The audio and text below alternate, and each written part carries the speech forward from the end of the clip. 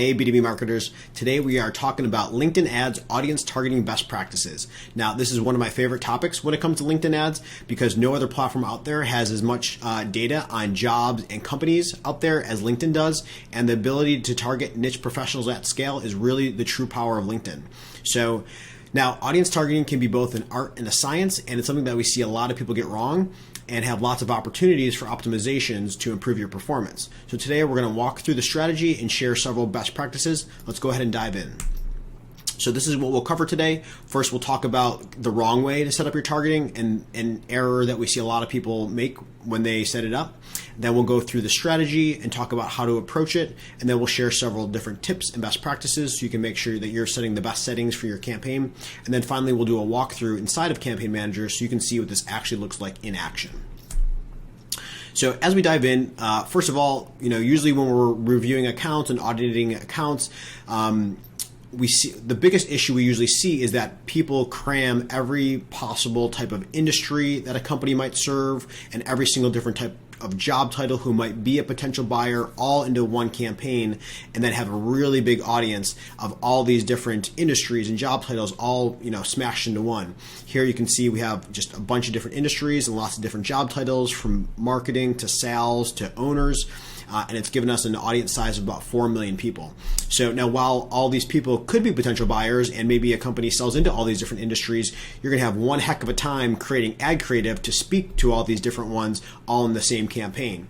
And it's going to be a lot more likely that you're going to miss on the matchup of your creative versus who's going to be shown that ad. So again, the power of LinkedIn is being able to target so specifically these different types of people at these different types of companies. The best approach is to segment these out.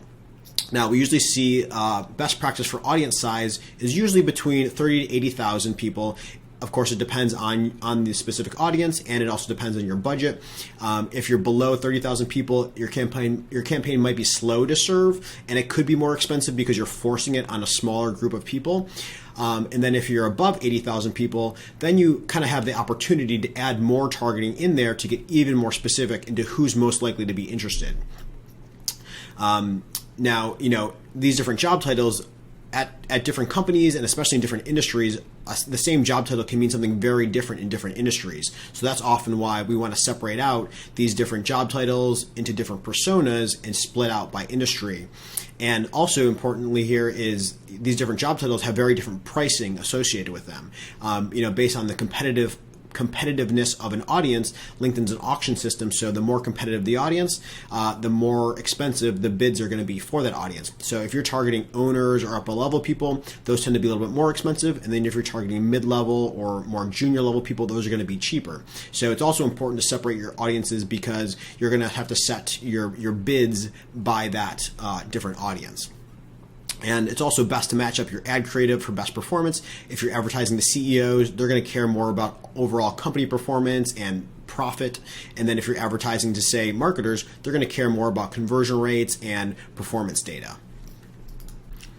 So next, let's talk about the LinkedIn targeting strategy. And as you can see here, what we want to find is we want to identify the best companies to target, what is the specific industry they're in, and what is the specific company size that they're at, and then who's that right decision maker at those companies that we want to target. What's their job title? What function are they in? What's their seniority of their role? And then we want to find that match between the right companies and the right type of people, because there's lots of companies out there that might not be a good fit but have that right role at their company, and there might be lots of people at the right company that aren't a right fit. So we want to find that match, and then along with targeting, we also want to exclude those not a good fits so that we don't have kind of false positives when we're doing targeting. So as we dive into this, as you're setting up your campaigns, most companies have several different customer segments that they might target. These could be personas, maybe they're different industries they serve, maybe it's different buyers at a company, maybe they have various different offerings. So what we'll start by doing is breaking down who are those different customer segments that we might want to target in our campaign, and then matching up what are the different products and offers, and therefore ads that we'll create that kind of speak to that will match up with these audience segments. So as you set up your campaigns, you'll want to match it up so that the customer segment that's going to be interested in that potential offer, you want to match those ads up, and then you don't want to be advertising something that's not applicable to somebody who's not a potential buyer. So what we do is we outline that, and it makes it look like something like this, where we're going to have our campaign, and the campaigns are set up by that customer segment, and then the different customer segments, depending on what are the different offers and products that they might buy that are applicable for them, we would then create those ads that speak to those products and have those offers in them that associate. And then this kind of sets up split testing so that as we run our campaigns, we can see how campaign A versus campaign B does, or campaign B versus campaign C in terms of price and conversion rates and stuff like that. And then we can see how the different ads do. Maybe how does product 2 perform with audience A versus how does product 2 perform with audience C down here. And as you set up your customer segments and the different products and offers you're going to make to those audiences, it kind of starts with personas. And personas are how you're going to outline who are the different potential buyers, and then really what defines those people and what defines the companies that they're at. You might have several different personas, and sometimes companies name these, but sometimes people get very detailed into different traits they might have or things that define them. And what we want to do is we want to map as many of those into what targeting options LinkedIn has for us so that we can set up these campaigns. And here's an example. This one's from LinkedIn Marketing Solutions of what this could potentially look like. So depending on your target customer, you can map out the different fields, and maybe these are actual customers, or these could be hypothetical customers that you can just name so that you and your marketing team can have a name to reference. So you might detail out where they went to school, what type of company they're at, type of job they're in, maybe other things that they're interested in, groups they're a part of, skills they might have, and then figure out the fields that are going to map to LinkedIn's targeting. Some different things you can do is if you don't have these already created, you could ask your sales team. Usually salespeople who are on the phone all day and know who's purchasing are great people to ask, because they're going to tell you, what are they seeing in the trends in sales. You can check your past customer trends. If you have a CRM and data from past customers and current customers, that's perfect data to go analyze. And then you can also research LinkedIn profiles out there, because this is how we're going to be targeting people based on their profile. So go choose some customers and go research their profiles to find, what are they reflecting on their profile that you might target them based off of. So next, here's kind of the list of all the different targeting options that we have on LinkedIn. Location is where somebody lives. It can also target people based on where they've been recently. I'll kind of show you that when we go through the interface. But location, where they live. Number 2 is company. So what defines the company that they're working at? What industry are they in? There's a whole bunch of different industries, and we'll link to that list below the video here. What company size are they at? Are they a small startup, or are they a bigger corporate enterprise level company? And then an interesting field is growth rate. So is it a company that's growing a lot, or are they shrinking, or are they kind of like staying stagnant? Maybe a company that's staying stagnant, you want to advertise to them something about hiring and sourcing. Maybe companies that are growing really fast indicate that they have a lot of budget or funding. Next are demographics. So what is the age of somebody that you want to target, and what is the gender? These two are both inferred stats from LinkedIn, where people do not actually put in their age on their profile or their gender. LinkedIn guesses that based on their name and what year they graduated. But that's also to keep in mind that if somebody does not have education listed on their profile, LinkedIn's not going to know what their actual age is. And then, maybe somebody went back to school later in life, that age could be incorrect or more likely to be incorrect. And then gender, there are some names that tend to be both, male and female names. LinkedIn's going to guess whether this person's a male or female. So these are not perfect targeting options, but those are some ways to guess. So usually we only use these if it's extremely necessary, but we'll generally avoid demographics unless it's something that you really want to target. Next is education. So if there's a reason to specifically target somebody by degree that they hold, field of study that they studied in, or school that they attended, maybe you want to target alumni of a certain school, or maybe you want to advertise an MBA program to somebody who only has an undergrad. Next is job experience. So what is the different role company that they're at now or held in the past. So I can target by job function, whether it's finance or HR. I can target by job seniority, which could be entry level or senior or manager, VP and higher. And then specific job titles. So you can type in specific job titles. LinkedIn's going to auto complete a list and let you and kind of give you some options to choose from.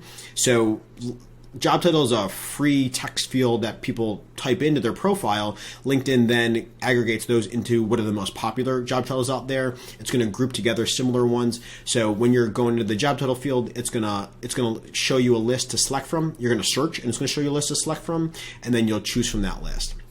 Next are skills. Skills are things that people list on their own profile and can be endorsed by other people. You can go look at the different skills that are on people's profiles. And then years of experience. So how long have they been in their, are they younger in their career or have they been around for a lot of years? So maybe you want to target more senior people based on seniority, or maybe you want to target somebody who's, 1 year into their career with some type of career advancement opportunities. Next is interests and traits. So what are different groups that somebody might be a part of on LinkedIn? There's a whole bunch of different groups out there. What are different interests they might have?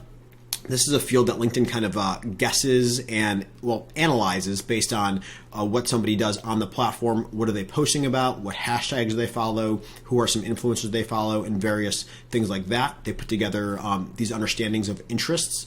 And then there are other traits. So there's a whole bunch of different options under here, such as like device preference. Are they more of a desktop or a mobile user? And then also very interesting is like job seekers. So has somebody been looking for jobs on LinkedIn? Maybe they haven't listed on their profile, but have they been browsing jobs on LinkedIn? Maybe if you're doing a recruiting campaign, you might want to select job seekers. Next is you can upload contact and account lists to LinkedIn and they can match those. And then using those lists, you can create lookalike audiences based on lists that you could be bringing to LinkedIn. Maybe you say, here's my customer list. I want to make lookalikes based off that. And then for contact and account, contact are if you have a list of individual email addresses or a list of individuals that you want to match. And then accounts are a list of companies. So there's a lot of different fields you can match these lists based off of, but account lists are very interesting because LinkedIn's one of the only platforms that can do that. So you can upload a list of companies to LinkedIn, and then you can take that list and say, hey, here's our good list of companies that we want to target, and then we want to target these different people at these companies underneath this account list. Number 9 is retargeting. So there's lots of different retargeting options on LinkedIn. Maybe I want to retarget people who have been to my website or to my company page or have opened a lead form or watched a video.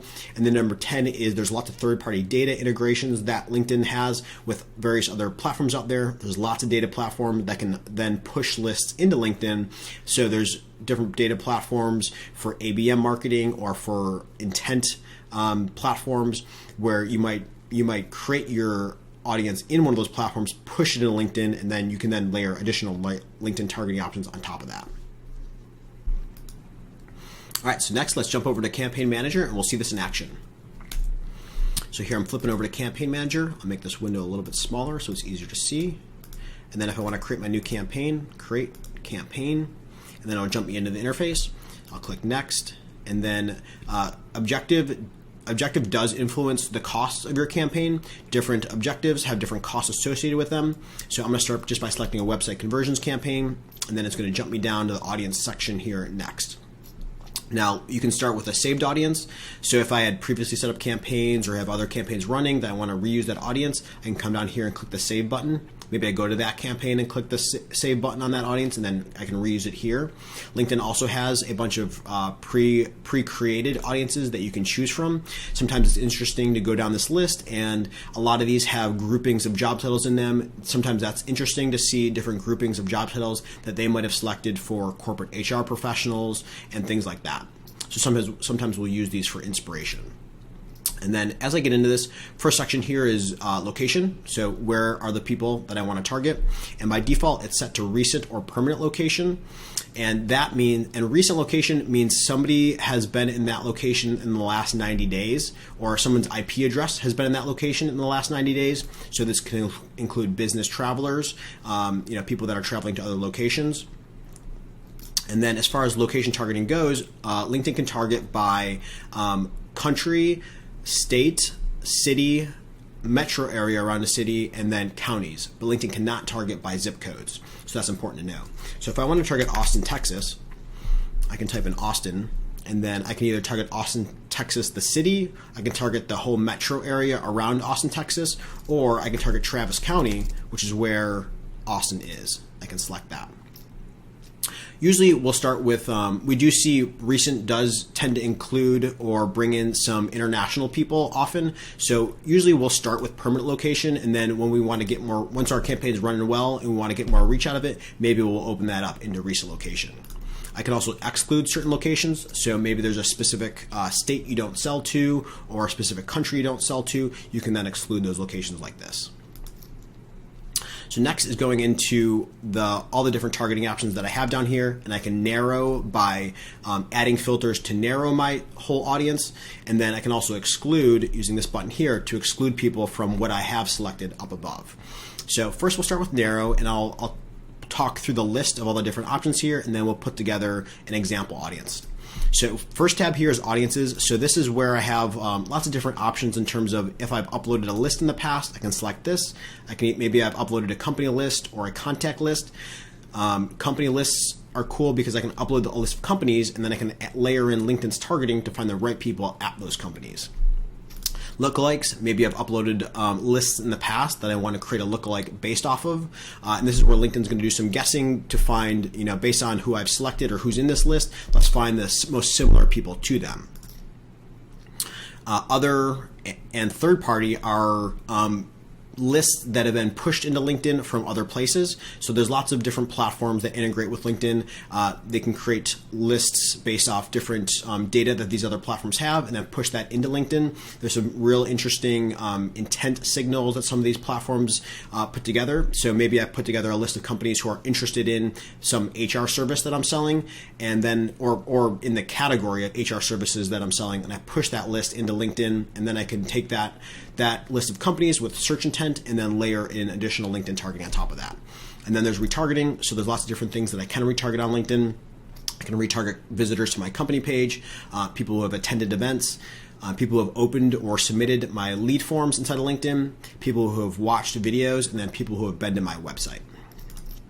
So those are the kind of the extra targeting options on LinkedIn. Now next, audience attributes. This is where I'm going to target people based on the different things on their LinkedIn profile. So if I select that, all the different categories I get are company, demographics, education, job experience, interests, and traits. So this matches up to what we talked about earlier. So if I click into company, I have company category, which is going to give me like Fortune 500 and some pre-selected lists like this. Company connections. So if I want to target followers from first degree connections of employees at the companies you select. Company follower of, company growth rate, so companies that are growing faster than others. Fast growing companies can indicate a successful company, can indicate VC funding or something like that, versus if you want to target companies that have not grown much, maybe you want to offer them marketing or sales solutions to help them grow faster. Company industries, then open up a whole list of different industries that are available on LinkedIn. You can scroll through this list, or you can search in this bar here. So if I want to target like computer software, I could find that and select the computer software category. Next is names, so I can target specific companies. So if I have a list of, like 10 to 20 specific companies I want to target, maybe I'll just type them in like this manually. More than a handful, maybe then we'll create a list and then upload that list into LinkedIn, so it's more manageable that way. But it is really powerful to target very specific companies you want to target, and additionally, you can also exclude specific companies, so competitors or current customers you might exclude from your campaigns. And then company size. So maybe I want to target mid-size companies. I can open this up and you can see all the different levels of company size. Note that this is by number of employees. So this is headcount, not revenue. So maybe I want to target mid-level, mid-size companies, again, by headcount. So I'll choose maybe these two categories. You can see LinkedIn's trying to OR these together. I want to be careful to make sure I'm ANDing these selections so that I get actual mid-size computer software companies. Because if I OR these, then it's any company of this size or any company in the software industry, which is pretty big. So next is the demographics section. So as I mentioned, we can open up the age filter here, and then there's different age brackets that we can target people based off of. This is inferred by LinkedIn based on the year somebody graduated. And then gender, and this is inferred by the name somebody's typed into LinkedIn. Be careful with this because lots of names can kind of go both ways. So these filters are not perfect, but these are inferred characteristics from LinkedIn. Education, so maybe I want to select the specific degree that somebody has, what field they studied in, or the school they studied in. And then job experience, so this is now where we open into all the different functions. So I can click into this and see the list of functions that LinkedIn lets me target. These are the broader umbrellas of different job titles. Function is inferred based on the job title somebody has typed into LinkedIn. So I can scroll through this list and find, say I want HR directors. I can select human resources and then select that job function. Next is job titles. So I can't use both job function and job title. Just to show you job title, let's remove job function. Come back over here to job title. So now it's going to start me with a search dialog here because there's so many job titles out there. Usually you want to start by searching for that specific job title, and then LinkedIn's going to give you some recommendations, or it's going to give you a list to select from based on what you're searching from. So if I type in human resources director, Human Resources Director comes up here, first one on the list. You can see there's a lot of different similar versions of that, where it's HR Director, Senior HR Director, Assistant Director, Executive Director. If I just want to select this one, maybe I want to select them all, or it then gives you that granularity to select that. Then a pop-up will show up here, so I can select people with that current job title, which is usually what you're going to want to use, but maybe it's people that previously held this role, maybe for a recruiting reason, or if you want to do both, somebody who has it now or used to be in this role, I can target them based off that. Most of the time you're doing current. What's cool is that LinkedIn's also going to suggest similar job titles. So often as an exercise is going through and typing in the different job titles, seeing what else LinkedIn suggests. Some of them might be very similar, some of them might be a little bit less similar. So, have a look through this list and choose what's appropriate.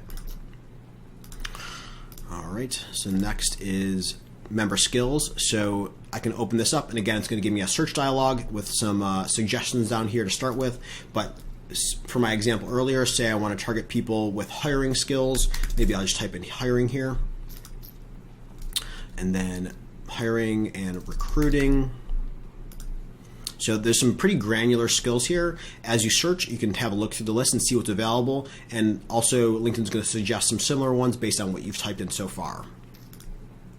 So I can close that. And then last category is interests and traits. If I open this up, I can see there's groups. So maybe a specific group that someone's a member of. Interests are inferred based on someone's activity on the platform. And then member traits, there's a lot of options under here. If I open up groups, maybe I want to target people who are a member of a recruiting group. Groups will often OR with skills. Skills are a great way to get pretty niche into what is the job titles can be rather vague at times, so skills help you get even more niche into what is the function that person's actually performing in their role. And then groups are another way to show maybe something that someone's interested in. If they're joining a group, it's usually because they're interested in learning more about whatever that topic is. So I might select HR recruiting. See what options are out there. So you can see there's a lot of options because there's so many LinkedIn groups out there. Kind of a way to get even more niche, and groups. Groups are a good way to kind of expand that along with skills. So I can select those, and then I can also come down here into more traits. Interests, these are the broader categories. So I have general interests, which are there's lots of broad categories here based on general interests, and then product interests are what are some different products that are out there that someone could be interested in. Maybe it means they're in market to buy. So accounting software. Has somebody been talking about accounting software or looking at accounting software company pages or product pages on LinkedIn? I can select that. And you can see this is getting pretty small on my audience here. So you also want to keep an eye on your audience size as you're putting your audiences together. Back up here to interests and traits. If I click on traits, there's lots of different interesting categories here. Career changers, people who may be looking to switch careers to another industry, useful for recruiting campaigns. Device preferences, so if I want to target people who are desktop and laptop users most of the time, or mobile users most of the time. And then you can even click on this to see specifically Android users, or pop back up to say specifically Mac users or Windows users.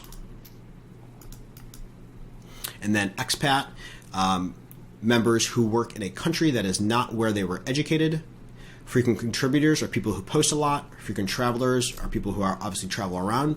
It's useful for maybe business travel campaigns. Job seekers are people who are searching for jobs on LinkedIn, whether they've indicated that in their profile or not. You can see people, you can advertise to people who are searching for jobs on LinkedIn. Open to education, open to relocation, recently promoted, recently relocated, or recently switched jobs. If you're doing a recruiting campaign, you might want to exclude people who have recently switched jobs because that means they just got a new job. So I'm going to take this interest off. Now, say I want to finish creating my audience here for, say I want to target HR directors in charge of hiring at mid-sized software companies. So right now I just have the job title for human resources director, but I know at software companies, it could be a lot of different people in the HR field, in the HR function that's in charge of recruiting. There's lots of recruiting titles, but HR is often in charge of that as well. So I'm going to expand this to job function, human resources. So you can see my audience got a lot bigger. It was like 560 before that, but now if I do the whole function, the broader umbrella of the human resources function, I'm now up to 14,000 people.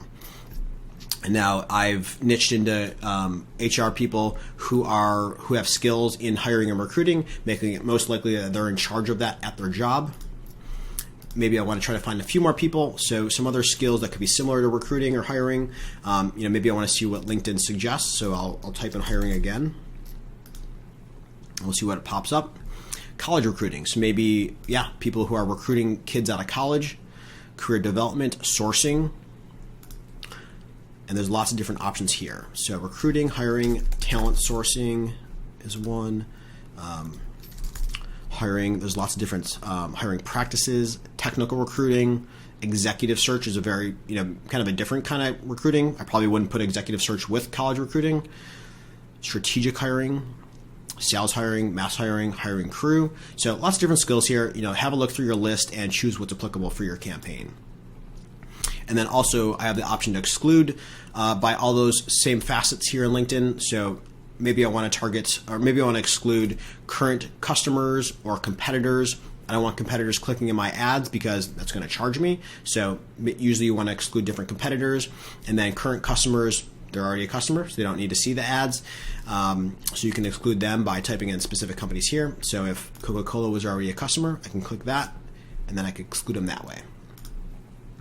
And then maybe there was a specific,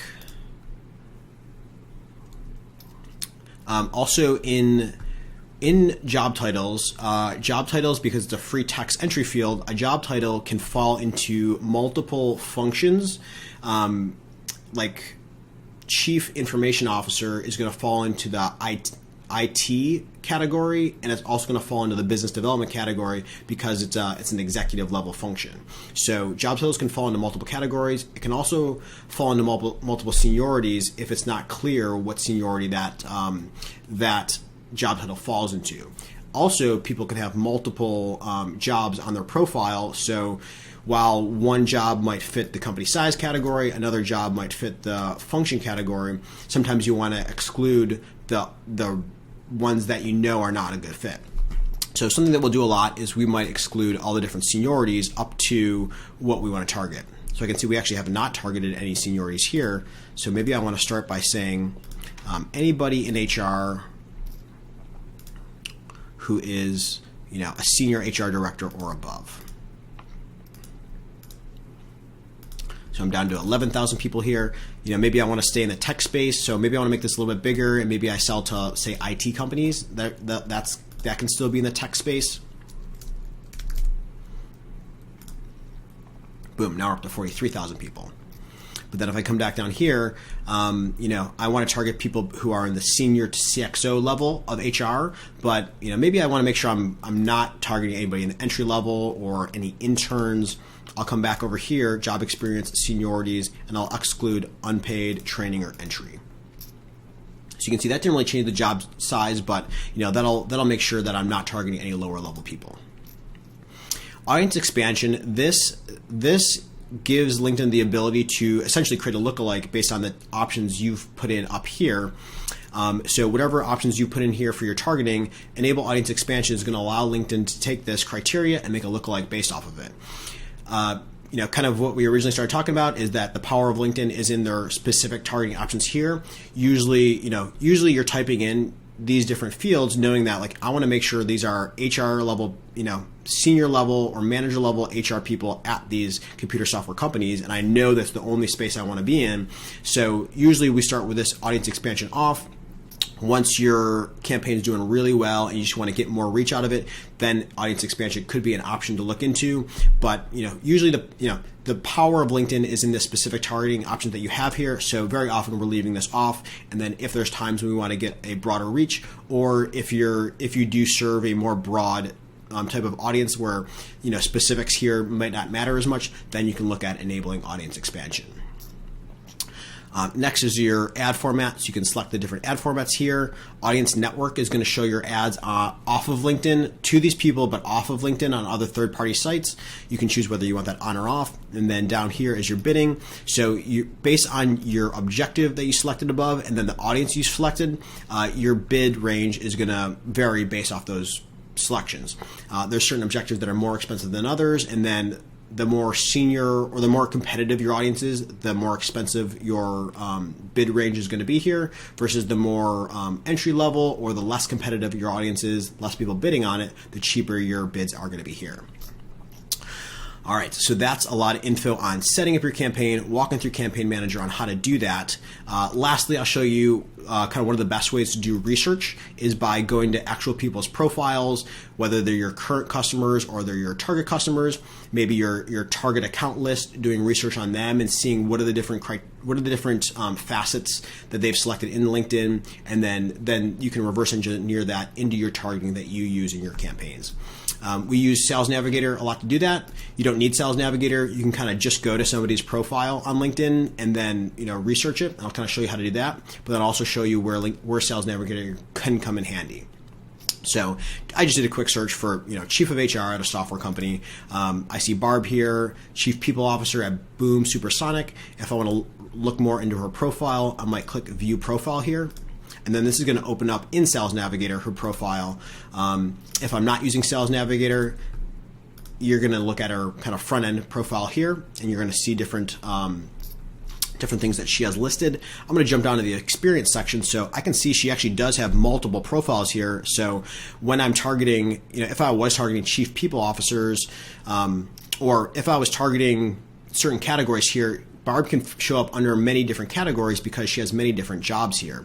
I don't know what this company here does or this company, but one might be in the software space. One might be, this is a venture capital company. I can see this is in the VC space. So she can show up in multiple different fields here.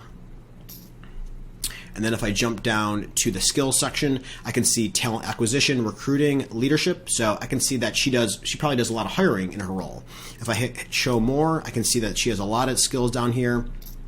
So I might do some research on maybe what are some other similar skills she has here. And you can see the number of how many people have endorsed her for those skills. So you might want to look at the highest number ones, but she could show up for any of these skills in that skills targeting because these are all listed on her profile. It might also give you some insights into skills you might want to exclude. So if you're seeing bad candidates or like not a fit come through your campaign, you might want to go research the profile to see, are there any skills here that indicate this person is not a perfect fit that I might want to exclude? So I'm checking out Barb here, and then I might learn some of those things, then work that into my campaign. Where you can take this a step further is, I can see job titles here and company names.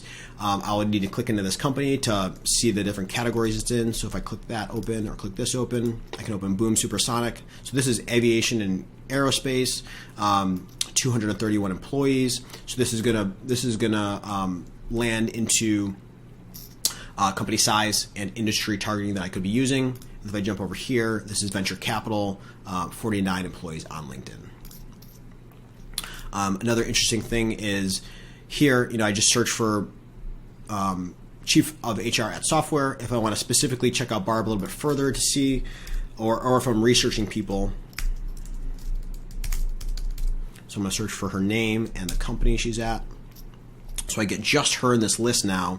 If I come over here to seniority level, I can see she's actually showing up in both the CXO and the senior level category. So, if you're looking to target just CXOs, and you do exclude seniors because you want to make sure you're not getting lower level people, you might be excluding Barb because she has lower levels, other jobs here that are lower level because she's just an advisor. This is not a senior advisor or, any job title above that. A plain advisor title is going to be an entry level or a senior level.